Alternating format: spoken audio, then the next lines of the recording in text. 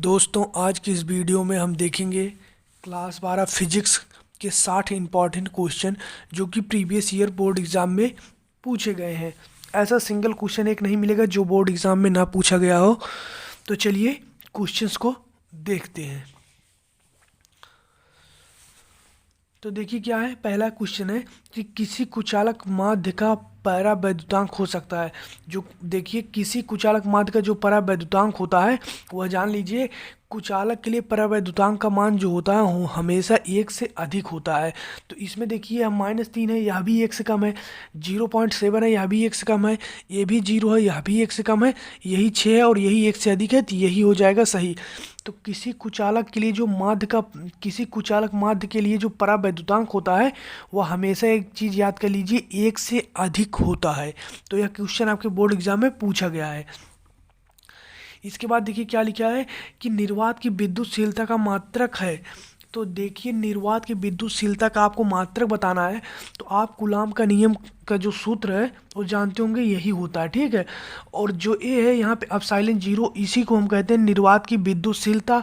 और इसको हम इस तरीके से भी लिख सकते हैं क्योंकि 4 पाई एप्सिलॉन जो है इसका कोई मतलब नहीं लिखने, क्योंकि हम ज्ञात कर रहे हैं मात्रक, इसलिए। तो यहाँ पे हम एप्सिलॉन कर देंगे और यहाँ पे हो जाएगा 1/f इंटू यहाँ हो जाएगा Q1, यहाँ पे हो जाएगा Q2, यहाँ पे हो जाएगा R²। तो यहाँ पे देखिए अब साइलेंट बराबर क्या हो जाएगा, यहाँ पे हो जाएगा कूलाम स्क्वायर, कूलाम स्क्वायर, क्योंकि यहाँ पे देखिए इस Q का मात्रक होता है कूलाम और यहाँ पर भी Q का मात्रक कूलाम, तो कूलाम स्क्वायर हो जाएगा।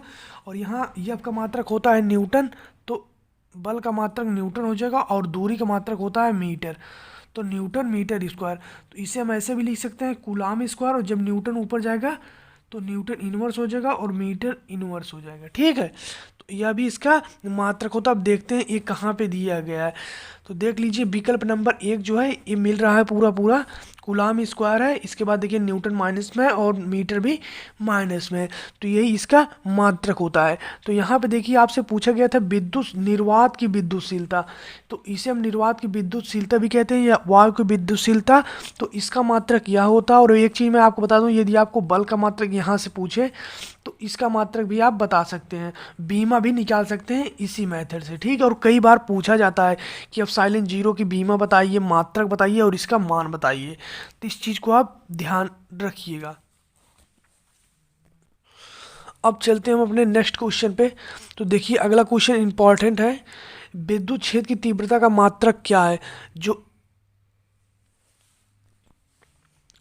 जो इंटेंसिटी ऑफ इलेक्ट्रिक फील्ड होता है इसका मात्रक बताना है क्या होता है। और इसका मात्रक कई बार बोर्ड एग्जाम में पूछा जाता है कि इसका मात्रक बताइए, इसकी या बीमा बताइए, और कई बार परिभाषा भी पूछ लेता है और आंकिक प्रश्न भी आता है इससे।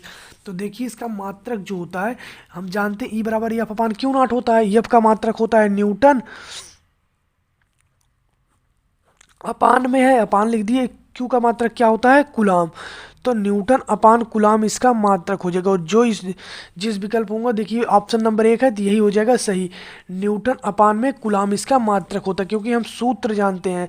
तो इसीलिए मैं आपको बता रहा हूँ, सूत्र यदि आपको याद रहेगा तो आप किसी आंकिक प्रश्न को भी सॉल्व कर सकते हैं, आप मात्रक भी निकाल सकते हैं, आप बीमा भी निकाल सकते हैं, मतलब सब कुछ ज्ञात कर सकते हैं, बस केवल आपको यदि सूत्र मालूम हो तो आप सूत्र याद कर लीजिएगा। इसके बाद देखिए क्या है कि विद्युत क्षेत्र जिसे हम ई कहते हैं, विद्युत क्षेत्र में P आघूर्ण वाले द्विध्रुव पर लगने वाला बल आघूर्ण होगा। तो एक चीज़ हम बता रहे हैं आपको, द्विध्रुव पर जो लगने वाले बल आघूर्ण का सूत्र होता है वो यही होता है, τ = PE sin theta, τ = PE sin theta होता है, सूत्र यही होता है। लेकिन जब विद्युत क्षेत्र और आघूर्ण के बीच में कोई कोण दिया जाए कि हाँ इतना कोण बन रहा है, तब तो हम साइन थीटा लगाते हैं, और जब कोण ना दिया हो तो इस स्थिति में केवल हम यही लिखते हैं τ = PE, ठीक है। तो यही इसका सूत्र हो जाएगा, जैसे यहाँ पे देखिए इसका गुणनफल हो जाएगा, ठीक। अब देखिए क्या है, 2 आंकिक प्रश्न, ये प्रश्न 1 या 2 नंबर में पूछे थे, बहुत सरल है, लेकिन फिर भी मैं आपको बता दे रहा हूँ, वैसे लगभग सभी लोगों को आता ही होगा। तो देखिए यहाँ पे क्या है, पहला क्वेश्चन है कि 8 कूलाम, तो यहाँ पे देखिए Q = क्या है, 8 कूलाम कह रहा है ऋणावेश, 8 कूलाम ऋणावेश में उपस्थित इलेक्ट्रॉन की संख्या था। हमें ई का मान एन का मान ज्ञात करना, क्योंकि एन बराबर होता है इलेक्ट्रॉनों की संख्या। तो हम जानते हैं क्यू इक्वल टू क्या होता है, एन ई होता है, और एन बराबर क्या हो जाएगा, क्यू बाई ई। ठीक, क्यू का मान हम जानते हैं इतना होता ही है 1.6 × 10⁻⁻19 कूलाम। और ई का मान, क्यू का मात्रक देखिए हमें यहाँ पे दी, क्यू का मात्रक हम गलत लिख दिए। क्यू का मात्रक हमें देखिए क्या है, 8 दिया है, और ई का मात्रक हम जाते हैं इलेक्ट्रॉन पर आवेश जो होता है 1.6 × 10⁻⁻19 कूलाम होता है। अब देखिए जो यहाँ पे देखिए 8 है, और यहाँ पे जो गुणे 10⁻⁻19 जब यह ऊपर जाएगा तो हो जाएगा 10⁻+19। ठीक है, और यहाँ पे 1.6 हो जाएगा। इसके बाद देखिए एन बराबर क्या हो जाएगा, एन बराबर हो जाएगा 80, और यहाँ पे बचेगा 16, क्योंकि दशमलव हट जाएगा, और यहाँ पे बचेगा 10⁻19, और 16 बचे 80। तो यह बराबर क्या हो जाएगा, 5 × 10⁻19 कूलाम। यही हो जाएगा इलेक्ट्रॉनों की संख्या। ठीक इसी प्रकार से इसका भी ज्ञात कर सकते हैं कि इलेक्ट्रॉनों पर क्या ज्ञात, इसमें क्या ज्ञात करना है, इसमें देखिए इलेक्ट्रॉनों की संख्या ज्ञात करना है, इसमें आवेश की गणना करना है। आवेश की गणना करना है तो यह इलेक्ट्रॉनों की संख्या, तो क्यू बराबर हम क्या जानते हैं, क्यू बराबर हम जानते हैं एन ई होता है। एन बराबर क्या दिया है, इलेक्ट्रॉनों की संख्या इतना दी है 12.5 12.5 × 10⁻18। क्यू क्यू एन का मान है, और ई का मान हम भी जानते हैं 1.6 × 10⁻⁻19 होता है। अब इसी का गुणा कर दीजिए, जो आएगा वही आपका आंसर हो जाएगा। ठीक है, ये दोनों क्वेश्चन बोर्ड एग्जाम में पूछे गए तो इसलिए मैं इन दोनों को क्वेश्चन को बता दिया। अब चलिए हम आगे चलते हैं। अब ये गॉस के नियम पे चलते हैं, तो इसमें पूछता है कि फ्लक्स का, विद्युत फ्लक्स का मात्रक होता है। तो देखिए हम जानते हैं विद्युत फ्लक्स फाई बराबर क्या होता है, ई इक्वल टू होता है ई एस। ई एस भी कहते हैं, या phi equal to E D S भी कहते हैं, चाहे जो कह दीजिए। अभी हमने आपको बताया ई क्या होता है, विद्युत क्षेत्र, और ई बराबर होता है एफ अपान क्यू नॉट, और एस को हम क्षेत्रफल जानते हैं, तो क्षेत्रफल मान लिए। अब यहाँ पे देखिए एफ का मात्रक होता है न्यूटन, और इसका मात्रक होता है मीटर स्क्वायर। ठीक है, मीटर स्क्वायर होता है, और यहाँ पे जो क्यू है इसका मात्रक होता है कूलाम। इसका मात्रक क्या होता है, कूलाम। तो न्यूटन मीटर स्क्वायर अपान में कूलाम, यही इसका मात्रक होता है, जो कि ऑप्शन नंबर सी है, newton metre square upon coulomb. तो ये देख लीजिए इसका मात्रक है। और एक चीज़ मैं आपको बता दूं, जो गॉस का नियम है उसमें एक क्वेश्चन रहता है कि मतलब किसी गोली कोष के अंदर विद्युत क्षेत्र की तीव्रता कितनी होती है। तो मैं आपको बता दूं, ये क्वेश्चन मैं लिखा नहीं हूँ, लेकिन कोई भी गोली कोष हो, उस गोली कोष के अंदर विद्युत क्षेत्र की तीव्रता हमेशा 0 होती है, विद्युत क्षेत्र हमेशा 0 होता है। ठीक है, तो इस चीज़ को आप याद कर लीजिए, क्योंकि इस पर बहुत बार क्वेश्चन पूछता है कि गोली कोष के अंदर विद्युत क्षेत्र होता है। वो जो 5वां अनुप्रयोग होता है उसमें 3 स्थिति होती है, एक होता है बाहर, एक होता है अक्ष पर, एक होता है अंदर। तो जो अंदर होता है विद्युत क्षेत्र हमेशा 0 ही होता है। तो इस चीज़ को आप याद कर लीजिएगा। मैं इस क्वेश्चन को नहीं लिखा हूँ, पर मैं बता दे रहा हूँ। अब हम चलते हैं अपने नेक्स्ट क्वेश्चन पर, चैप्टर नंबर 3, जिसका नाम विभव एवं विभवांतर। तो उसमें देखिए क्या है, पहला क्वेश्चन कि विद्युत विभव का मात्रक है। तो हम जानते हैं V बराबर क्या होता है। अब देखिए मान लीजिए आपको नहीं पता हो, लेकिन हमने आपको बताया ना कि यदि आपको सूत्र है मालूम है तो आप सब चीज़ ज्ञात कर सकते हैं। विद्युत विभव का मात्रक है, हमको नहीं मालूम है, तो लेकिन हमको सूत्र मालूम है। V बराबर हम क्या लिख देंगे, W/Q0। W का मात्रक हम जानते हैं जूल होता है, और कूलाम, Q का मात्रक होता है कूलाम। तो जूल अपान में कूलाम, तो जहाँ विकल्प हो जूल अपान में कूलाम वही सही है। तो पहला ऑप्शन है, तो पहला हो गया सही आपका। और क्या, दूसरा क्या है, विद्युत विभव का मात्रक नहीं है। इसका मतलब विद्युत विभव का मात्रक नहीं है, इसका मतलब यह है कि 4 विकल्प हैं, 4 विकल्प में से 3 विकल्प तो विद्युत विभव के मात्रक हैं, लेकिन एक विकल्प ऐसा है जो विद्युत विभव का मात्रक नहीं है। तो इसी एक विकल्प को आपको पता लगाना है कि वह विकल्प कौन सा है जिसका मतलब मात्रक नहीं है। तो देख लीजिए मैंने आपको बताया, एक तो यह हो गया विद्युत विभव का मात्रक, तो जूल अपान कूलम यह तो है भाई। इसके बाद देखिए W बराबर, हम एक चीज़ और भी जानते हैं, W बराबर क्या होता है, आप सभी पढ़े होंगे। W बराबर होता है F/D, अपान में Q है तो Q रहेगा, हम केवल W जगह पे FD रख दिए, और Q0 की जगह आप जान लीजिए Q0 है। तब इसका मात्रक क्या हो जाएगा, तब इसका मात्रक हो जाएगा न्यूटन मीटर अपान में कूलाम। तो देखिए इसका मात्रक यह भी इसका मात्रक है, विद्युत विभव का मात्रक यह भी हुआ न्यूटन मीटर अपान कूलाम। ठीक है, अब हम यह भी जानते हैं विभव का मात्रक वोल्ट भी होता है, लेकिन न्यूटन अपान कूलाम नहीं होता है, जूल अपान कूलाम होता है, क्योंकि V बराबर W/Q0 होता है, जूल अपान कूलाम होता है, लेकिन न्यूटन अपान कूलाम नहीं होता है, इसलिए विद्युत विभव का मात्रक यह नहीं होता है। विभव का मात्रक वोल्ट भी होता है, जूल अपान कूलाम भी होता है, न्यूटन मीटर अपान कूलाम होता है, लेकिन ये वाला नहीं होता। तो यही हो जाएगा सही। सही यही है कि विद्युत विभव का मात्रक नहीं है। विद्युत विभव का मात्रक कौन नहीं है? न्यूटन अपान कूलाम नहीं है। नेक्स्ट क्वेश्चन देखते हैं। नेक्स्ट क्वेश्चन देखिए हमारा क्या है कि एक इलेक्ट्रॉन वोल्ट ऊर्जा का मान कितना होता है? तो जितना इलेक्ट्रॉन का आवेश होता है वही एक इलेक्ट्रॉन वोल्ट ऊर्जा का मान होता है। ठीक, 1.6 × 10⁻⁻19 बस यहाँ पे है जूल हो जाता है। ठीक है, यही ऑप्शन नंबर 20 का राइट आंसर। इसके बाद देखिए क्या है, एक विद्युत क्षेत्र ई को हम क्या कहते हैं? विद्युत क्षेत्र कहते हैं ना। तो एक विद्युत क्षेत्र, यदि विद्युत क्षेत्र मान सकते हैं कि यदि विद्युत क्षेत्र जीरो हो, एक एक ई इक्वल टू जीरो वाले विद्युत क्षेत्र की तीव्रता में विद्युत विभव की दूरी के साथ विद्युत विभव का दूरी के साथ परिवर्तन होगा। तो देखिए एक सूत्र हम जानते हैं, विभव प्रवणता, जो लोग पढ़े होंगे उनको मालूम होगा। विभव प्रवणता ई इक्वल टू क्या होता है? Equal to D V upon D R होता है। ठीक है, D V upon D R होता है। और इसको हम इस तरीके से भी लिख सकते हैं कि E equal to V upon R भी। ठीक है, अब देखिए यहाँ पे क्या दिया है, यहाँ पे आप देखिए ई इक्वल टू कह दिया हमसे जीरो। अब जब ई इक्वल टू जीरो कह दिया है तो भी बराबर क्या हो जाएगा? जीरो गुणे ई। क्योंकि आप देखिए इस v बराबर आर रख देंगे, अभी में नहीं, जान लीजिए ई इक्वल टू क्या होता है? v upon R. तो ई बराबर जीरो दिया है, ई बराबर जीरो रख दिए, बाकी ये सब है। अब v बराबर क्या हो जाएगा? जीरो गुणे आर। तो यहाँ पे क्या हो जाएगा? जीरो। तो इसे हम क्या कह सकते हैं? v equal to constant. ठीक है, आपको मैं फिर बता दूं कि ई इक्वल टू होता है D V upon D are. इसको हम इस रूप में भी लिख सकते हैं। ई का मान क्या दिया है आप खुद देख रहे हैं, ई का मान जीरो दिया है। तो ई की जगह हम जीरो रख दिए, और जब तिर्यक गुणा कर देंगे तो क्या हो जाएगा? ये आर जीरो का गुणा आर में हो जाएगा और वी का गुणा एक में, तो ये तो उतना ही आएगा। और फिर v इक्वल टू जीरो, और तो इसको हम इस तरीके से भी लिख सकते हैं कि v इक्वल टू कॉन्स्टेंट। यही इसका हो जाएगा राइट आंसर। अब देखिए हम अपने नेक्स्ट क्वेश्चन चलते हैं, सम विभव पृष्ठ क्या होता है? तो देख लीजिए, मैं आपको बता दूं नाम से ही क्लियर है, सम विभव पृष्ठ। यानी कि जैसे मान लीजिए यही एक पृष्ठ है, तो एक ऐसा पृष्ठ जिसके प्रत्येक बिंदु पर विभव समान हो उसी को सम विभव पृष्ठ कहते हैं। जैसे मान लीजिए जैसे यही पृष्ठ है। ठीक है, अब इस पृष्ठ में यदि विभव का मान समान हो तो उसी को हम कहेंगे समविभव पृष्ठ। और ये नहीं केवल, और समान कब कहेंगे? जैसे मान लीजिए यदि इस बिंदु इस पॉइंट पे Q है, तो इस पॉइंट पे Q होगा तभी तो समान कहेंगे। ऐसा थोड़ी ना कि यहाँ 2Q हो यहाँ Q हो, तब तो नहीं कह सकते हैं समान ना। यानी कि जो कोई पृष्ठ उस पृष्ठ पे पूरा समान हो तब उसे हम कह सकते हैं ये एक ऐसा पृष्ठ जिसके प्रत्येक बिंदु पर विभव का मान समान हो उसी को हम कहते हैं समविभव पृष्ठ। ठीक है, अब देखिए विद्युत विभव क्या होता है? तो देखिए मैं आपको बता दूं, विद्युत विभव जो होता है v बराबर क्या होता है? v बराबर होता है डब्ल्यू अपान क्यू नॉट। तो एकांक परीक्षण धनावेश को जब हम अनंत से विद्युत क्षेत्र के किसी बिंदु तक लाते हैं, तो जैसे देखिए इस धन परीक्षण आवेश को जब हम अनंत से विद्युत क्षेत्र के किसी बिंदु पर लाते हैं तो उस बिंदु तक लाने में जो हमको कार्य करना पड़ता है उसी को हम विभव कहते हैं। ठीक है, एकांक परीक्षण धनावेश को अनंत से विद्युत क्षेत्र के किसी बिंदु तक लाने में जो कार्य किया जाता है उसी को ही विभव उसी को विद्युत विभव कहते हैं। बी में आपको बता ही रहे हैं, डब्ल्यू का क्या होता है? EM/L/T-2।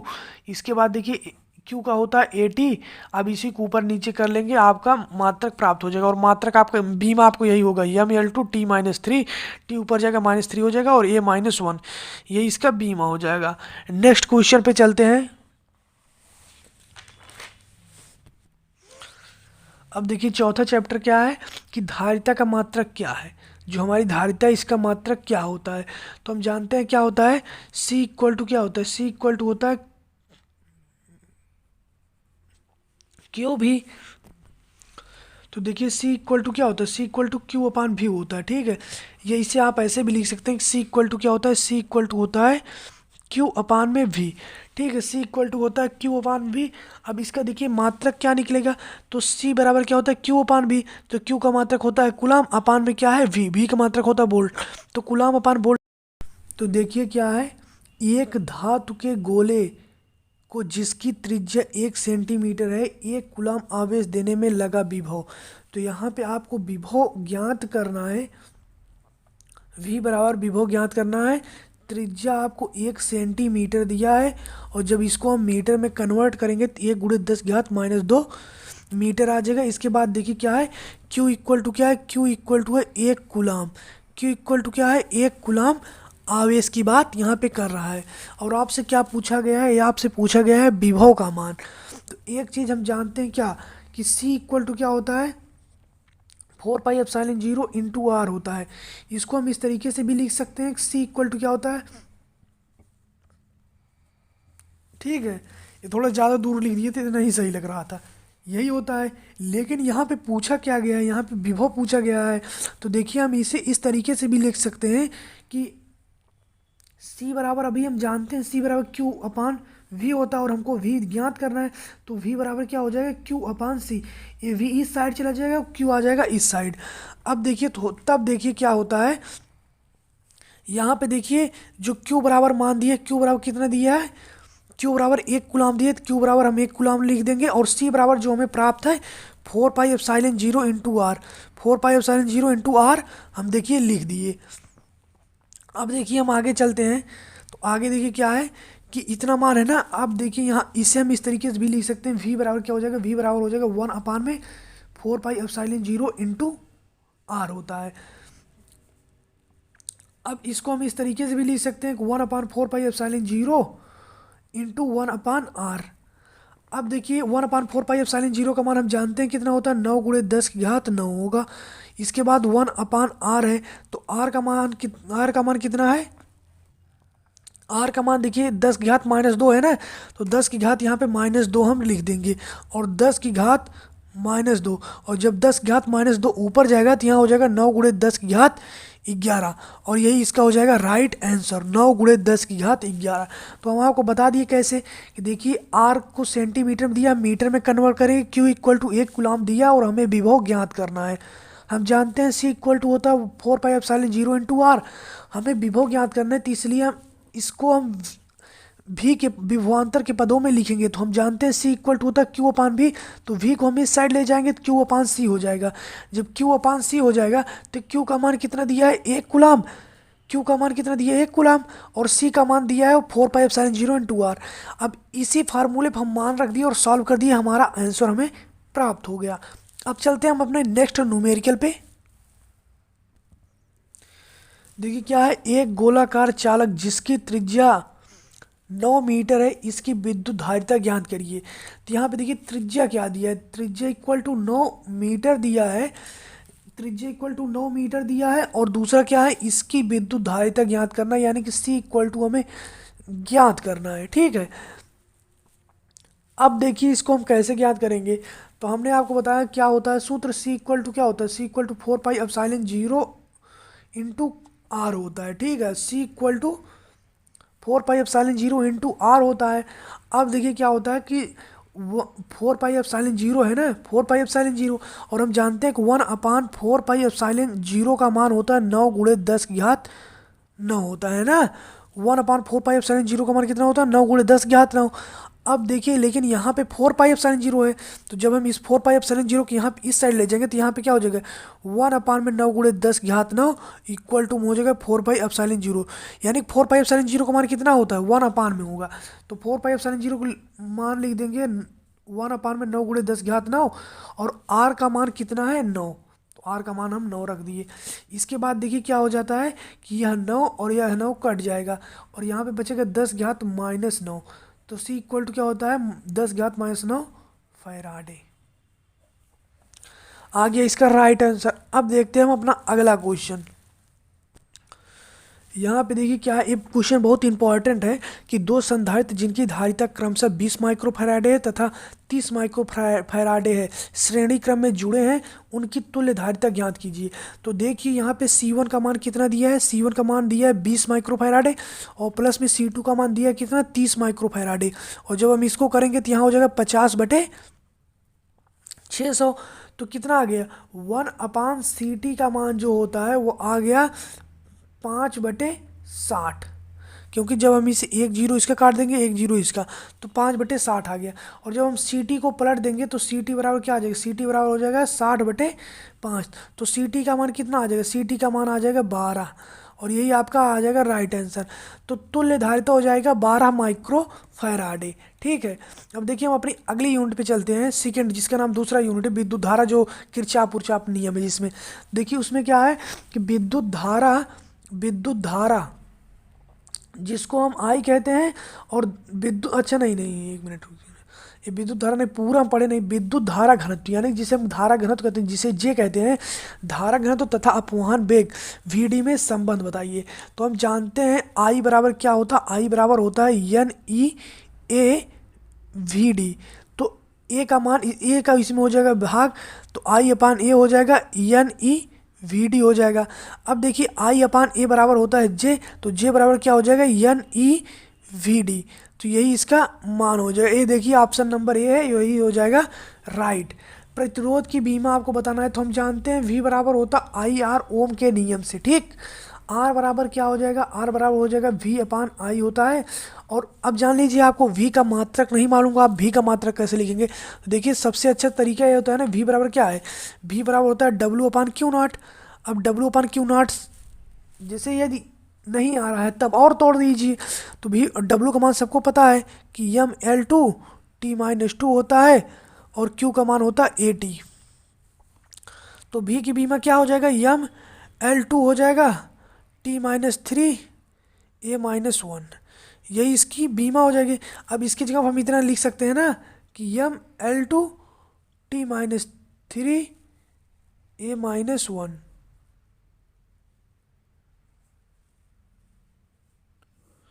ये इसका बीमा हो गया। और आई क्या क्या होता है, ए, यहाँ आई जो है धारा है, और धारा का मात्रक एम्पियर होता है, और इसकी धारा का बीमा ए एम्पियर ए हो जाएगा। तो जब यह ऊपर जाएगा ए, तो क्या हो जाएगा, यहाँ पे देखिए यम हो जाएगा, एल टू हो जाएगा, टी माइनस थ्री हो जाएगा, और यहाँ पे ए माइनस वन है, और जब ये जाएगा तो ए माइनस टू हो जाएगा। तो देखिए इसकी पूरी बीमा हो गई, प्रतिरोध की बीमा है। तो यही इसका हो जाएगा राइट आंसर। अब देखिए क्या है, विशिष्ट प्रतिरोध का मात्रक क्या होता है। तो देखिए इस क्वेश्चन को बताने से पहले मैं आपको थोड़ा सा चीज़ बताऊंगा, और इस चीज़ को मैं पहले से ही लिख दिया हूँ, क्योंकि मैं लिखूंगा तो काफ़ी समझ चलेगा जाएगा। इससे अच्छा है कि मैं पहले से लिखा हूँ, केवल मैं आपको समझाऊंगा। तो देखिए इसमें क्या है, विशिष्ट प्रतिरोध का पूछा है ना, बस केवल आप इतना याद कर लीजिए, विशिष्ट प्रतिरोध। हम जानते हैं विद्युत प्रतिरोध बराबर होता है R upon, R equal to क्या होता है वी अपान आई। और इसमें देखिए पूछा क्या है, विशिष्ट प्रतिरोध का मात्रक पूछा है ना। तो हम देखिए विद्युत प्रतिरोध जानते हैं, विद्युत प्रतिरोध बराबर होता है वी अपान आई, और प्रतिरोध का मात्रक होता है ओम। और जो प्रतिरोध का उल्टा होता है विद्युत प्रतिरोध का, उसको हम कहते हैं विद्युत चालकता। तो जी बराबर होता है वन अपान आर, तो यानी कि वन अपान ओ प्रतिरोध। तो प्रतिरोध का मात्रक क्या होता है ओम, और जब ओम को हम ऊपर ले जाएंगे तो इसका मात्रक हो जाएगा ओम इनवर्स। तो विद्युत प्रतिरोध का मात्रक क्या हो गया ओम, और विद्युत चालकता का मात्रक ओम इनवर्स, क्योंकि यह इसका उल्टा होता तो मात्रक भी इसका उल्टा ही हो जाएगा। ठीक इसी प्रकार से होता है विशिष्ट, इसी प्रकार से होता है विशिष्ट प्रतिरोध। विशिष्ट प्रतिरोध को हम प्रतिरोधकता भी कहते हैं। तो या तो हम विशिष्ट प्रतिरोध भी कह सकते हैं, या तो हम प्रतिरोधकता भी कहते हैं। और विशिष्ट प्रतिरोध का मात्रक देखिए क्या होता है, तो रो इक्वल टू होता है R A by L. R की जगह आर का मात्रक हमने आपको बताया ओम होता है, ये क्षेत्रफल है तो इसका मीटर स्क्वायर हो जाएगा, और लंबाई का भी मीटर होता है, तो इसका मीटर स्क्वायर से मीटर कट जाएगा, तो यहाँ पे क्या बचेगा ओम इंटू मीटर। तो विशिष्ट प्रतिरोध यानी कि प्रतिरोधकता का मात्रक क्या हुआ ओम इंटू मीटर। ठीक है, ओम इंटू मीटर इसका मात्रक हो गया। अब ठीक जिस तरीके से विद्युत प्रतिरोध का उल्टा विद्युत चालकता होता है, ठीक उसी प्रकार से विशिष्ट प्रतिरोध यानी कि प्रतिरोधकता का उल्टा कौन होता है, विशिष्ट चालकता, विशिष्ट चालकता होता है। और देखिए विशिष्ट चालकता को सिग्मा से व्यक्त करते हैं, सिग्मा बराबर होता है वन अपान रो। तो सिग्मा का मात्रक कितना आया है देख लीजिए ओम इंटू मीटर। तो जब हम इसको ऊपर ले जाएंगे तो ohm inverse into metre inverse हो जाएगा। जिस प्रकार से विद्युत चालकता प्रतिरोध, जिस प्रकार से विद्युत चालकता जो है यह प्रतिरोध को उल्टा होती है, ठीक उसी प्रकार से विशिष्ट चालकता भी विशिष्ट प्रतिरोध की उल्टा होती है, इसीलिए इसका मात्रक ohm inverse into metre inverse होगा। आप समझ गए होंगे, तो ऑप्शन नंबर ए सही है।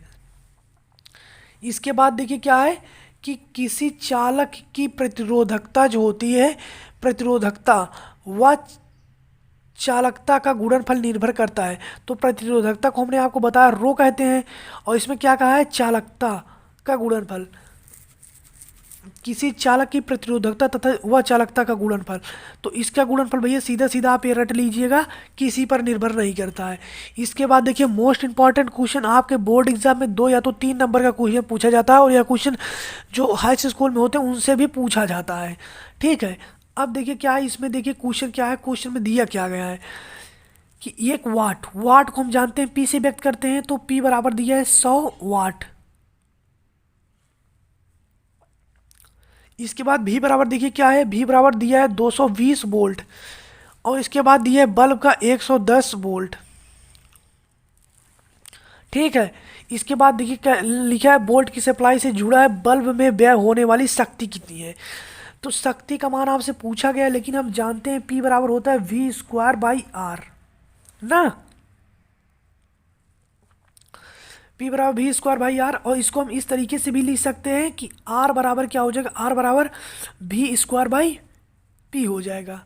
अब वी स्क्वायर का मान कितना है, वी स्क्वायर का मान 120 है ना, 220 है, तो 220 गुणे 220, क्योंकि स्क्वायर है इसीलिए हम 2 बार, और पी का मान दिया है 100, तो एक जीरो से जीरो कट जाएगा, एक जीरो से, और यहाँ पे जब गुणा करेंगे 4 8 4 आ जाएगा। ठीक है, तो यहाँ पे देखिए हमको क्या मालूम हो गया, हमें प्रतिरोध का मान मालूम हो गया, प्रतिरोध का मान मालूम हो गया, और इन दोनों का यूज़ करके हम प्रतिरोध का मान ज्ञात कर लिए। अब V बराबर हमको मालूम है 110, और अभी तक इसका यूज़ हम नहीं किए हैं। अब इन दोनों की सहायता से हम वाट पता कर लेंगे, जो कि हमें ज्ञात करना है शक्ति। तो अभी हम देखिए यही फार्मूला पे हम रख देंगे, P बराबर वी स्क्वायर बाई आर। तो वी स्क्वायर का मान कितना दिया है भैया, देखिए वी स्क्वायर का मान दिया है 110, और यहाँ पे आर का मान दिया है 448। ठीक है, अब देखिए जब आप इसका इससे काटेंगे ना, तो यहाँ हो जाएगा 10 गुणे 110 अपान में 44, क्योंकि क्या है 11 चौक 44, तो यहाँ 4 बचेगा, फिर ये 4 उतर जाएगा, तो 4 चौक 44, तो यहाँ 44, फिर इस 11 से आप काटेंगे तो यहाँ बच जाएगा 4, और यहाँ हो जाएगा 100, और यहाँ पर रहेगा 4, और इसका डिवाइड करेंगे तो आ जाएगा 25 वाट। तो इसका राइट आंसर जो होता है वह 25 वाट ही होता है। अब क्वेश्चन को कराएंगे थोड़ा जल्दी। इसमें देखिए क्वेश्चन आपसे पूछा जाता है, और बहुत इंपॉर्टेंट क्वेश्चन है, ना भी पूछे उसके लिए भी, कि विद्युत धारा अदिश राशि है क्यों। और मैं आपको बता दूं ऐसा नहीं कि ये क्वेश्चन है, ये क्वेश्चन पूछा गया है, लेकिन मैं कह रहा हूँ यदि ना भी पूछे तब भी ये क्वेश्चन इंपॉर्टेंट है कि विद्युत धारा अदिश राशि क्यों है। तो देखिए हम जानते हैं कोई धारा जो है सदिश, जो राशि होती है वह 2 प्रकार की होती है, एक सदिश होती है और एक राशि होती है अदिश। अदिश के लिए केवल परिमाण की आवश्यकता होती है, और जबकि सदिश के लिए परिमाण व दिशा दोनों की आवश्यकता होती है। और विद्युत धारा जो है इसके पास परिमाण भी होता है और इसके पास दिशा भी होता है, तो इसे सदिश राशि होना चाहिए। लेकिन यह अदिश राशि क्यों है, इसीलिए यह पूछ रहा है क्योंकि इसके पास दिशा भी है और धारा भी, दिशा भी है और परिमाण भी है। और जब किसी राशि के पास परिमाण व दिशा दोनों होता है तो वह राशि हो जाती है वह राशि हो जाएगी सदिश। लेकिन इसके पास परिमाण है, दिशा है, परिमाण और दिशा दोनों, लेकिन उसके बावजूद भी अदिश राशि है। तो ऐसा इसलिए है क्योंकि यह सद क्यों नहीं, क्योंकि यह सदिश योग के नियम का पालन नहीं करती, सदिश योग नियम का पालन नहीं करती, सदिश योग के नियम का पालन नहीं करती है। ठीक है, तो सदिश राशि होने के लिए दिशा परिमाण दोनों चाहिए, विद्युत धारा के पास सब कुछ है, लेकिन सदिश योग के नियम का पालन नहीं करती। आप आज तक यही जानते होंगे कि सदिश राशि होने के लिए यही 2 ही चीज़ आवश्यक है ना, लेकिन उसके साथ साथ यह भी आवश्यक है सदिश योग के नियम का पालन करे, और विद्युत धारा पालन नहीं करती, तो इसीलिए यह अदिश राशि हो जाती है। अब इसके बाद देखिए क्या है, अब देखिए क्वेश्चन को थोड़ा जल्दी जल्दी समाप्त करेंगे क्योंकि ज़्यादा वीडियो बड़ा हो रहा है और अभी बहुत क्वेश्चन है। तो समीकरण क्या है, समीकरण ई अपान जे में इसका मात्रक बताइए।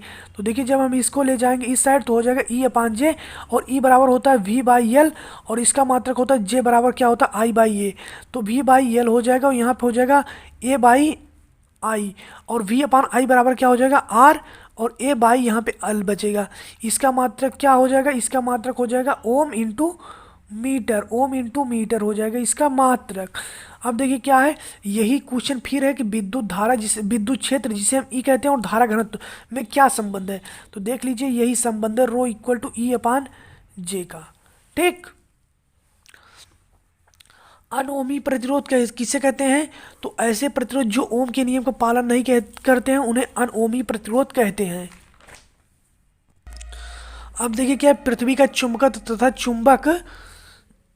चुंबकीय पदार्थ। इससे अब देखिए बहुविकल्पी प्रश्न है, क्या है कि पृथ्वी के चुंबकीय ध्रुवों पर नति अथवा नम्न कोण का मान कितना होता है? तो नति अथवा नम्न कोण का मान होता है 90 अंश। ठीक है। उदासीन बिंदु पर जो होता है, क्या उसके लिए क्या सही? तो देखिए जो उदासीन बिंदु होता है उसके लिए B बराबर H होता है। ये तो परिभाषा, यदि आप उदासीन बिंदु को पढ़े हैं तो ये आप खुद बता सकते हैं। दूसरा देखिए क्या है, चुंबकीय याम्योत्तर तथा भौगोलिक याम्योत्तर के बीच बने कोण को दिक्पात कोण कहते हैं।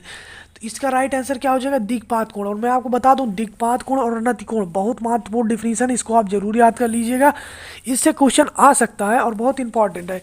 क्या है देखिए, चुंबकीय याम्योत्तर तथा भौगोलिक याम्योत्तर के बीच बने कोण को दिक्पात कोण कहते हैं। इसके बाद देखिए क्या है, किसी स्थान पर पृथ्वी के चुंबकीय क्षेत्र के क्षैतिज तथा ऊर्ध्वाधर घटक बराबर है, उस स्थान पर नति कोण का मान कितना होता है?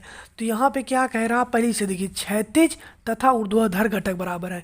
तो क्षैतिज और ऊर्ध्वाधर घटक हम मान लेते हैं बराबर है। ठीक है। तो v बराबर एच लिख देंगे, और v बराबर एच को हम इस तरीके से भी लिख सकते हैं, v upon H equal to 1, क्योंकि जब यह एच इस साइड आ जाएगा तो एक आ जाएगा। और इस हम कहें कि v बराबर एच, v अपान एच बराबर 1 है, तो एक की जगह हम क्या लिख सकते हैं, v upon H equal to tan theta. और टेन थीटा इसका मान हो, v अपान एच बराबर हो जाएगा tan theta. v upon H बराबर क्या हो जाएगा? टेन थीटा नहीं, टेन 45 अंश, क्योंकि ये किसका मान होता है? 45 अंश का। तो यहाँ पे राइट आंसर क्या हो जाएगा? 45।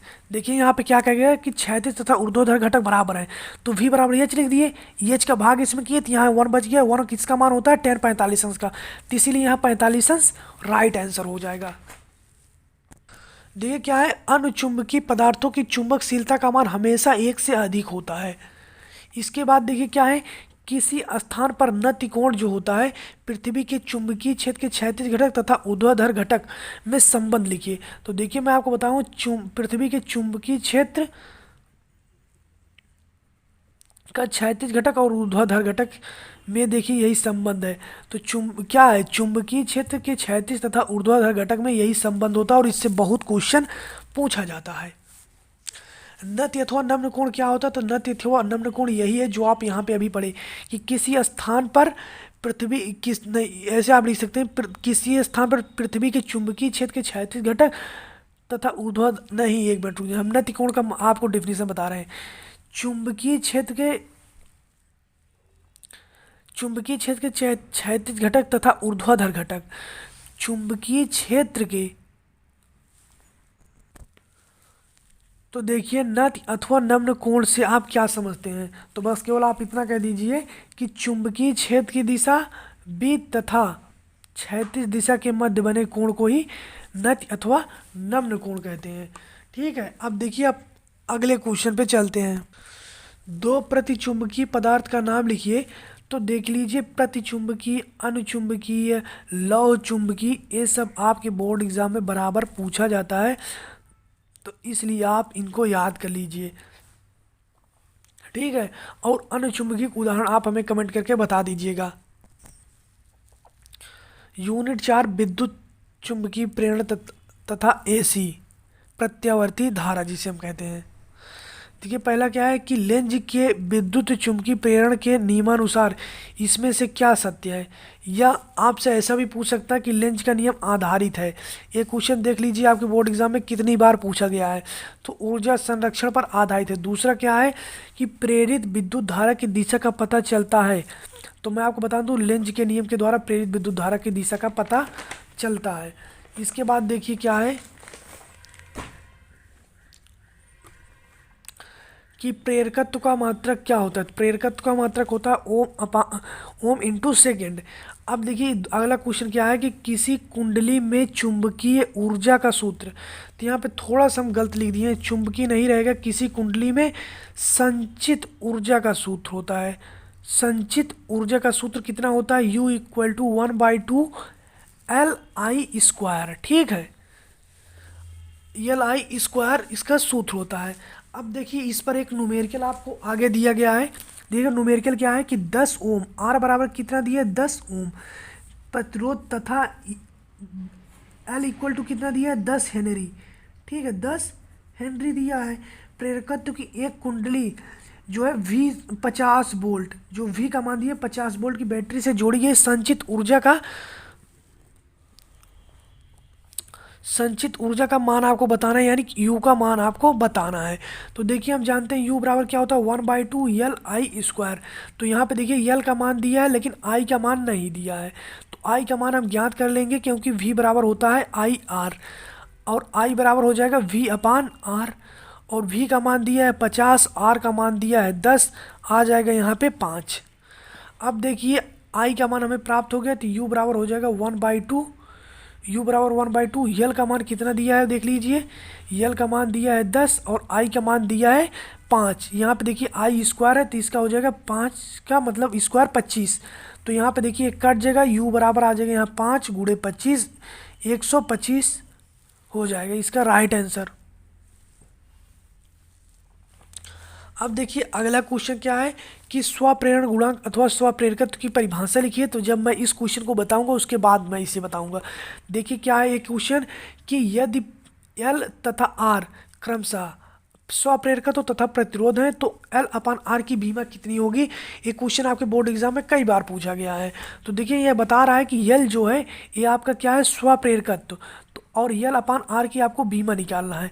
तो L बराबर बीमा इसका क्या होता है M L2T-2 होता है, A-2 इसकी बीमा है।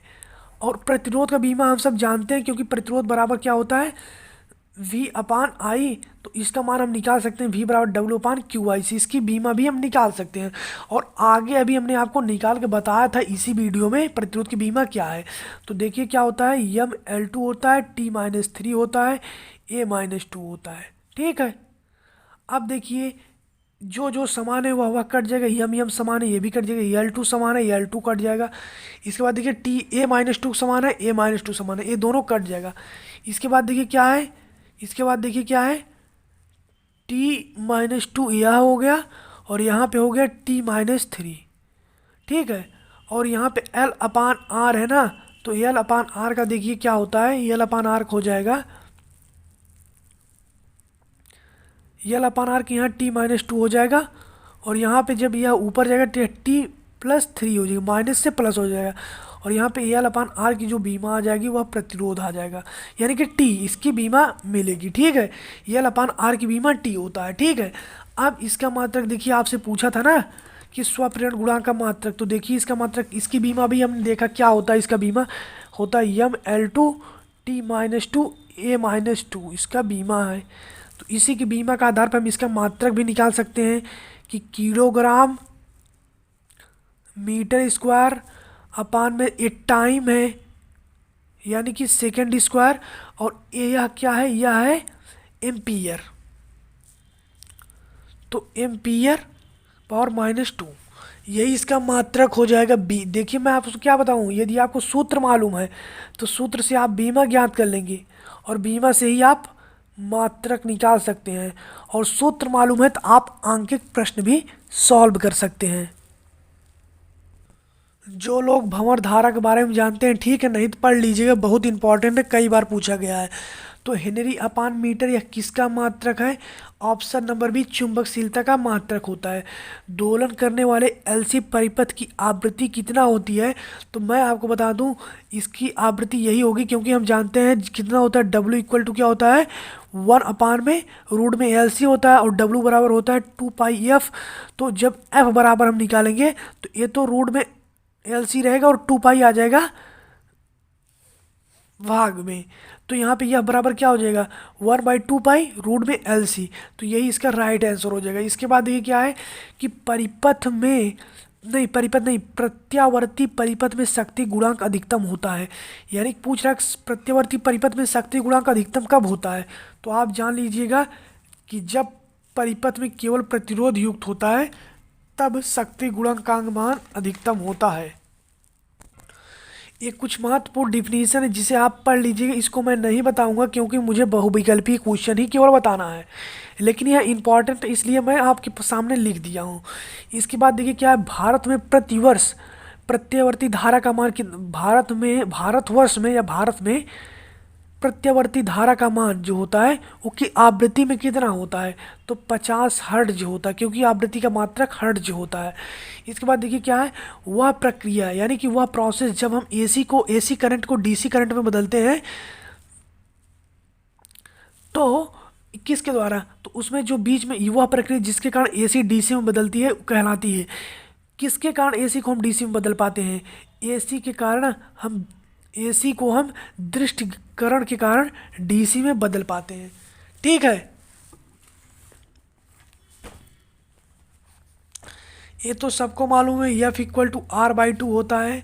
इसके बाद देखिए क्या है, निरपेक्ष अपवर्तनांक का मान कितना होता है, तो ये देख लीजिए निरपेक्ष अपवर्तनांक का मान सदैव 1 से अधिक होता है, अर्थात ऑप्शन नंबर बी है। दूसरा क्या है, अपवर्तन की घटना में निम्न में से कौन सी राशि अपरिवर्तित रहती है।